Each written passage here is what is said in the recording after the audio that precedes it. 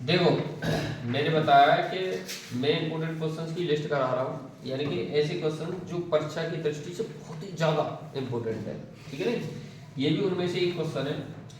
अगर मैं किसी क्वेश्चन पर वेरी इंपॉर्टेंट लिख रहा हूँ तो वो तो समझ लो उसे गाड़ के गांठ बांध लो, ठीक है। दूसरे नंबर, अगर कोई क्वेश्चन इंपॉर्टेंट है तो 80% केस उसके आने की संभावना है, ठीक है। जबकि 90 यानी 95-95% उसके जो वेरी इंपॉर्टेंट मैं करा रहा हूँ। और मैं अगर कह रहा हूँ मुंह से कि ये आएगा 100% किसी क्वेश्चन की, तो वो तो आना ही है, तय निश्चित है। तो देखो ये भी एक क्वेश्चन है और इम्पोर्टेंट क्वेश्चन है। इसमें हल्का सा हमें सोचना पड़ेगा और क्लास 9th का टॉपिक इसमें इस्तेमाल होगा, ठीक है। तो देखो क्या कह रहा है कि सिद्ध कीजिए दो संकेंद्रीय वृत्त, इस पर गौर करो। दो संकेंद्रीय वृत्त में बड़े वृत्त की जीवा छोटे वृत्त को स्पर्श करती है। स्पर्श करती है, क्या करती है? जीवा स्पर्श करती है। स्पर्श बिंदु पर समद्विभाजित होती है। स्पर्श बिंदु पर समद्विभाजित होती है, कहने का तात्पर्य है कि ये एक वृत्त है छोटा वाला, ठीक है, और ये एक वृत्त है बड़ा वाला। मैंने बताया कि इस शब्द पर गौर करो। तो ये शब्द का मतलब क्या होता है?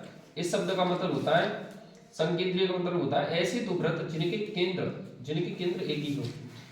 इसका भी केंद्र यही है और बड़े वाले वृत्त का भी केंद्र यही है। फिर क्या कह रहा है आगे?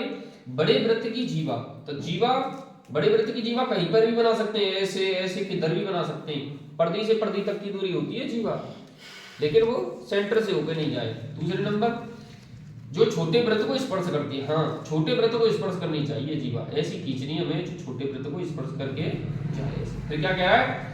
स्पर्श बिंदु पर, देखो जो स्पर्श बिंदु कहलाता है किसी वृत्त पर जो बिंदु पर स्पर्श करती है, स्पर्श रेखा में स्पर्श बिंदु होता है, वो समद्विभाजित करती है। क्या करती है? समद्विभाजित। तो मैंने क्या किया है? सेंटर ले लिया, सेंटर। अब सेंटर से ये इस बिंदु पर क्या कर रही है? जी सर। समद्विभाजित कर रही है। समद्विभाजित का मतलब है समान दो भागों में विभाजित। समद्विभाजित का क्या मतलब है?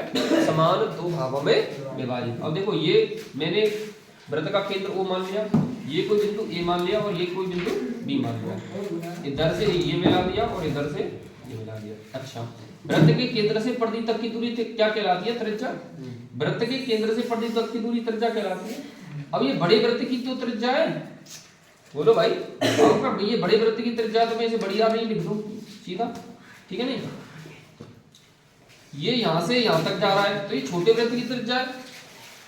और हमेशा त्रिज्या, चूंकि ये त्रिज्या है और ये स्पर्श रेखा, त्रिज्या स्पर्श रेखा पर लंब होती है, ऐसा कोण बनाती है। इधर भी लंब होगा। अरे बोलो भाई। अच्छा हमें प्रूव क्या करना है? सिर्फ, ठीक है। ये कोई पॉइंट मान लिया मैंने C, ये पॉइंट क्या मान लिया? C। सबसे पहले दिया है, इसमें क्या दिया है देखो, कह रहा है स्पर्श बिंदु पर समद्विभाजित होती है। स्पर्श बिंदु पर समद्विभाजित होती है। ये क्या करना है? सिद्ध कीजिए कि दो संकेंद्रिय बिंदुओं में बड़े वृत्त की जीवा छोटे वृत्त को स्पर्श करती है और स्पर्श बिंदु पर समद्विभाजित होती है। ये चीज हमें सिद्ध करनी है। और इसमें दिया क्या है? इसमें दिया है कि AO और OB यानी कि BO ये बड़े वृत्त की त्रिज्या है, बड़े वृत्त की त्रिज्याएं हैं। क्या है ये? बड़े वृत्त की त्रिज्या, ठीक है।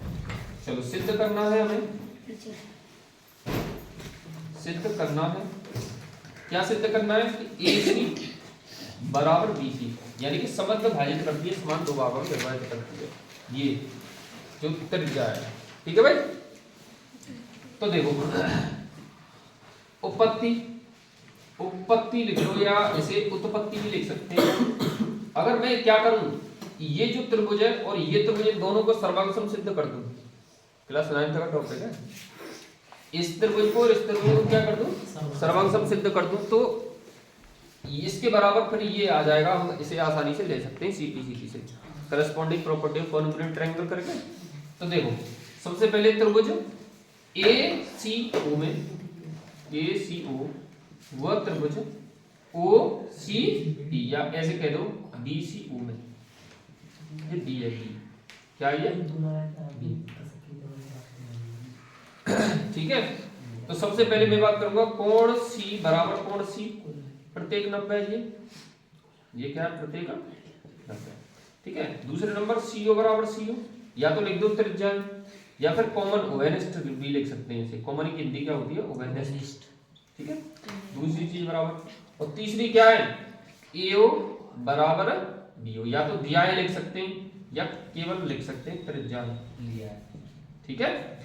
एक भुजा बराबर दूसरी भुजा और तीसरा कोण, तो क्या लिखूंगा, ऐसे ऐसे नियम, ये प्रॉपर्टी होती है। तो त्रिभुज ऐसे ऐसे नियम से दोनों कैसे हो गए, सर्वांग सम सिद्ध हो गई। सर्वांग सम का चिन्ह त्रिभुज BCO, अतः AC बराबर BC, और ये हमें क्या करना था, प्रूव करना था। इसे ब्रैकेट में लिख सकते हैं CPC, मतलब दो त्रिभुजों के सर्वांग समता के नियम से, ऐसे मतलब समझ सकते हैं। Congruent property of sorry congruent property of corresponding triangle, ऐसे करके, ठीक है। संगत त्रिभुजों की संगत त्रिभुजों की दो त्रिभुजों की सर्वांग समता से जो नियम आया है, दो त्रिभुजों की सर्वांग समता से हमें क्या प्राप्त हुआ है, दो भुजाएं आपस में बराबर हुई है, दो त्रिभुजों की सर्वांग समता से। ये क्या कहलाती है, सर्वांग समता, ठीक है।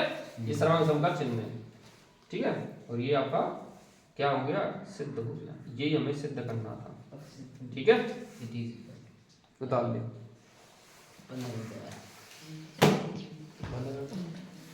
उतार ले।